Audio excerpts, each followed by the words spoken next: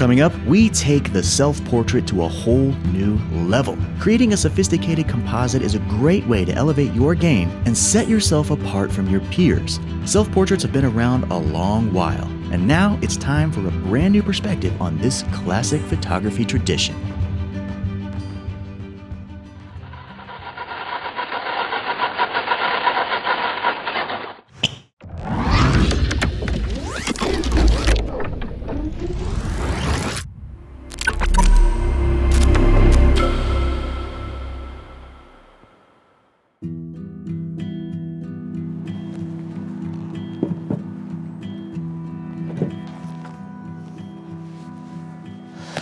All right, chances are pretty good that you are long overdue for a brand new profile picture.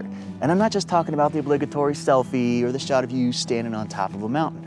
I'm talking about something unique, something different, something that will help you to rise up and stand out amongst your peers.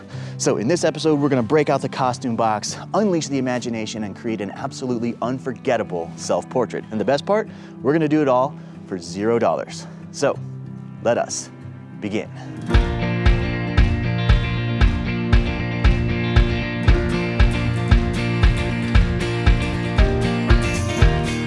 All right, in order to make this work, we need to simplify this process as much as humanly possible. I think people get in their own way when they start to overthink the entire compositing process, and it doesn't really have to be that way. So all we're gonna need is a little bit of shade, soft light in the morning, a baseline garage door, and a chair. That's it. That is all we require.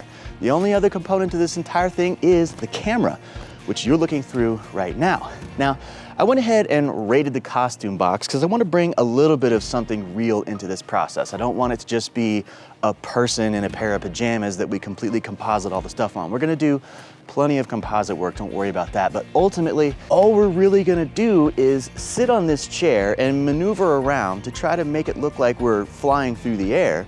And then we're gonna use this white garage backdrop as a source of high contrast so that the very, very powerful editing tools in Photoshop can easily cut us out. And once we have a baseline cutout of ourselves, at that point, the sky's the limit. Anything you can do with your imagination is where this is gonna take us. All right, and the final ingredient, how are we actually capturing the image of ourselves? This is not going to be a photograph, but rather a still frame clipped out of a video snippet. We're shooting this entire thing on the very powerful Canon R8. It has absolutely stellar 4K video and, most important, very, very critical eye autofocus. So I can be sure that I'm always gonna be tack sharp when I'm sitting on my chair doing my thing. And having a critical autofocus system on your camera is definitely a lifesaver because it allows us to concentrate more on the creative aspect rather than hammering away on the technical stuff all the time. So Canon R8, super high quality video. We're gonna capture ourselves a still frame, and from that point, we will be off to the races. Photoshop makes quick work of cutting out our backdrop. Again, I recommend finding a monochromatic location which provides high contrast against your subject. This will give you a much more accurate separation. Our real-life cosplay gear comes in handy to help bridge the gap between reality and fantasy. And now, speaking of fantasy. Okay, so there's just one small caveat to this entire thing. You see, I don't actually own a jetpack, and I'm pretty sure that if I did, it would be super illegal. So in order to pull this thing off, we're gonna have to engineer a temporary truce between the humans and the AI robot monsters. It pains me to say this, but unfortunately, they are the ones who hold all the keys to the compositing kingdom. Will artificial intelligence completely stomp out human creators? Will it eventually eradicate the paintbrush, the pencil, and even the chisel? There is certainly a lot of speculation as to the future of all artwork. Does typing prompts into a computer make you an artist? People who have fully embraced AI will likely say yes, it does.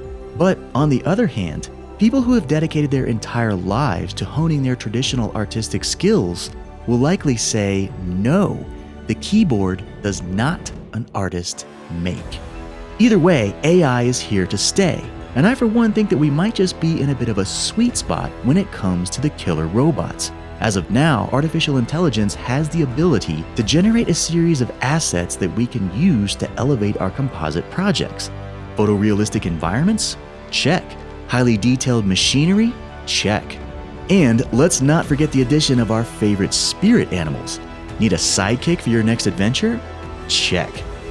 There is no doubt AI-generated elements are very convenient. Now, before the rise of the robots, I probably would have been cruising through tetanus-infested junkyards, snapping pictures of rusted metal in order to obtain the building blocks necessary to create a project like this. And while I don't mind risking a gnarly blood-rotting disease for the sake of creativity, I will say AI has certainly come in handy for speeding up the process. The robots are doing a lot of the heavy lifting here, which saves us a huge amount of both time and money. However, despite all of AI's power, we do still need a human operator at the helm to put all this stuff together. I can't just type my own name into a prompt and generate a photorealistic composite of yours truly flying through the air in a jetpack made of camera lenses. Now, I have no doubt that the robots are itching for the day that they can remove the human operators altogether. Granted, that day may be closer than we think, and when it finally does get here, there are probably going to be a great many photographers looking to sell thousands of dollars worth of camera gear and rethink their life choices. It breaks my heart to say these words, but from now on, the future of photography is, and always will be, uncertain.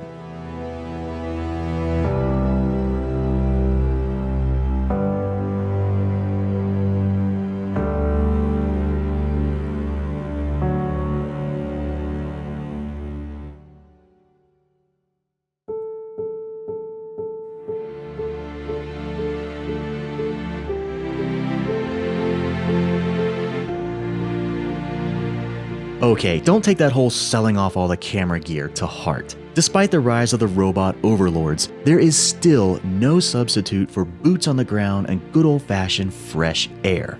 Traditional photography will never die because no matter what happens, people still love to go outside in search of real-world experience.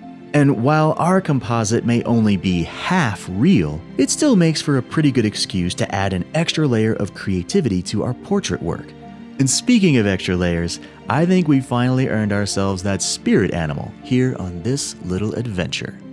Now, I am not the world's greatest Photoshop artist by a long shot, but if nothing else, at least the image is ridiculous enough to be memorable.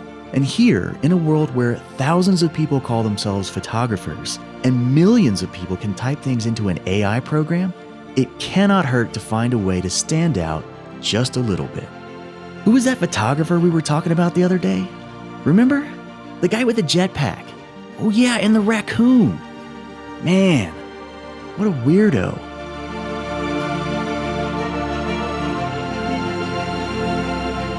All right, friends, as always, thank you so much for joining us. I certainly hope that you had fun on our little rocket pack adventure.